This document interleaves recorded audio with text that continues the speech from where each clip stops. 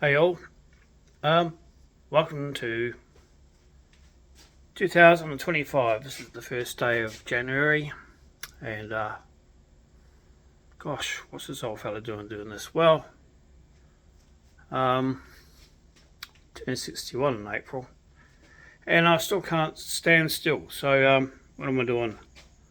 I've got two Evos here.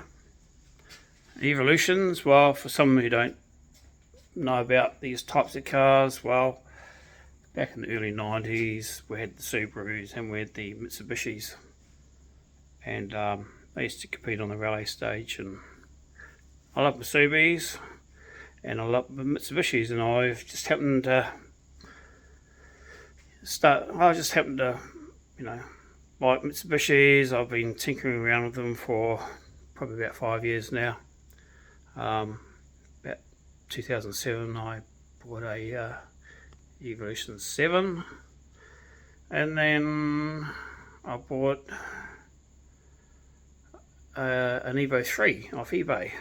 Probably that was around about 2001, and that was the start of it really. I bought that car for $4,000, and I had it shipped over for $1,000 from Melbourne. So that is an eBay purchase, but not often you can get cars like that on eBay these days, or anywhere really, except maybe out of Japan, or if you're lucky, local. And pretty much I've owned 3 or 4 cars, early Evos, since that first one, and they've been local buys. I've been lucky. I live in Perth. Don't know if I mentioned that before.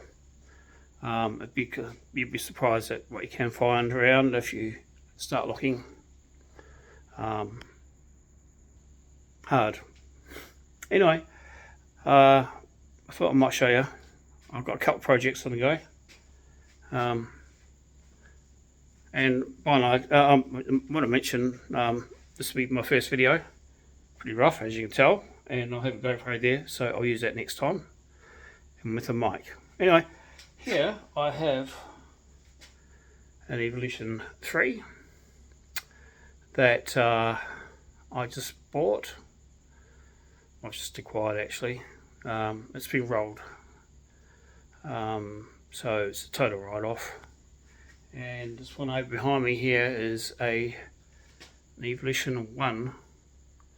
So a 92 model, and this is a 94, 95 model. And I'll bring you around to the front here. I'll show you what I'm doing.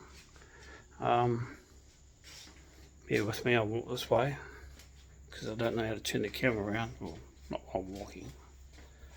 So, what I'm doing, my plan is to make a good car out of these two. And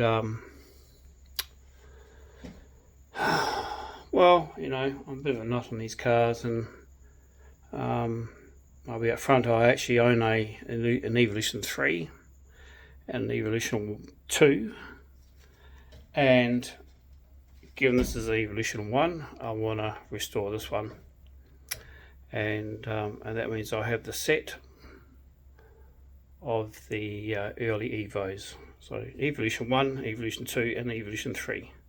That's my set, and I'm quite proud of that achievement. Some of you might be wondering, oh, how's he done it? He must have a bit of money and stuff like that. And well, it's not necessarily the case. You know, I bought my Evo 3 quite cheaply about 5 years ago, and I bought my Evolution 2 in the same manner, quite cheap. That needed a bit of work, so that was a bit of a resto. So I bought them pretty cheap, and these two here I bought pretty cheap as well. Nothing like what you can buy if you want to import out of Japan, or sometimes local. You're spending up around 40 or 50 grand for them. So that's my plan. I'm going to make a good car out of these two, and the one, either one, is what I'm hoping to restore. It needs a bit of work, obviously, and this is how I bought it. No engine, and I might just turn this around. Can do it. So I've got no engine in this one. That's how it's come. And over here, I have no engine on this one. Well, I do have an engine that's at a workshop. A buddy of mine who works on the car sometimes for me. He pulled the engine, the gearbox out of this car, and it's up at his workshop. Coincidentally, that engine and gearbox actually came out of this black car many years ago. So as you can see, it's had a bit of a winkle, landed on its head this year at a track meet. Anyway, thankfully the person that's driving it got out of it quite well, unharmed, just shaken up. But these cars are good on the track. That's why we race them. They're quite fun. Anyway, so I'll just show you around this car a bit better, a bit more. I'm not sure if you can see in here. This is how I bought it. I've actually taken the headlining down, but there's nothing in here. Nothing in here except for a rusty roof. These early Evos are known for having rusty roofs. Unfortunately, in that the Evo 3 and Evo 2 I have do not have rusty roofs, but these two cars in my garage now have rusty roofs. So my first plan of attack, and I've thought about this quite in depth. I hope I articulate this quite well, and well, I hope you can understand what I'm saying here. But I'm going to move. This car's been sitting out in the open for 20 years, the black car, and all the components are still in there, apart from the engine, of course. But I don't know how they're going to be. I don't know if they're serviceable after 20 years. I'd hate to put an engine and gearbox back into it, go to start the key, and then something's not working. And it's the worst thing is to find out you've got to pull something off the firewall when the engine's in place already. So what I'm planning on doing is moving all the stuff from the Evo 3, the white car, out of the engine bay into the black car. And first I have to strip the engine bay out, move all the stuff over the white Evo into the black car. That's in the engine bay. And then the second stage is I actually want to move all the running gear, subframes, axles, all the running gear out of this white car, put it into the black car. That's what I'm going to do. So move basically all the running gear out of this white car into the black car, and that's the second stage. And then the third stage is I'm going to tackle the bodywork, and the pressing thing on this black car is replacing the roof. And you can get new roof panels for them. You go to your Proton dealer, and hopefully they've got one. So, and I've managed to find one or two that I can use. So my next, so that's what I'm going to do. I'm going to replace the roofs on this black car, pull that off, the rusty one off, put a new skin in there, and then I'm going to prep for paint. And then the last stage is put the interior back together. Well, actually, backtracking. I'll prep for paint it, and then put the interior back into it. And then I hope to license it. It's debatable whether I can license it properly for the road. I'm not sure. I'm not sure of the history of this car, but nonetheless, I'll apply for the the C4C registration, which means I will have to join a car club in WA, and essentially that means I think I can drive it for 60 days of the year, to and from events related to the club, or if I want to go to the garage to have it fixed, I can take it there and drive it back to events, to track days. That's my plan anyway. So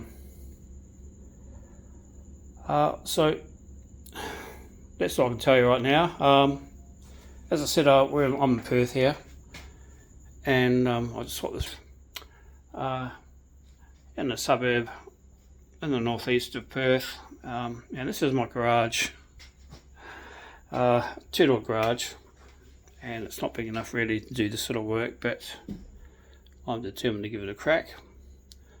Problem is at the moment it's 40 degrees, very hot in here. Like to put air conditioning in, but I'll think about that maybe another day. So I'll take you around my garage. Pretty basic, but I like it. It's I built this garage actually. I live in a 100-year-old house, and I built this garage on the side of it, and as you can see, it looks old, and I purposely built it that way. Patina, I guess you might call it that way. So I've got some a shadow board there, and I painted the floor a while back. That needs to be done again. So this is a 10-year-old garage. Got surround sound up here in case I'm listening to music, and over here, oh well, I've got TV. I've got TV as well. That's it, really. And I'm a bit of a hoarder for tools and car parts. Up here is my attic's ladder, and I store a bit of shit up there as well. Hot and cold. Hot and cold. Isn't that nice?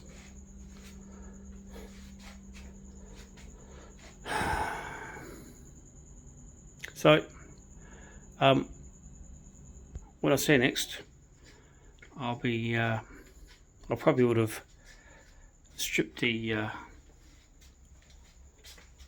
engine bay of the black car.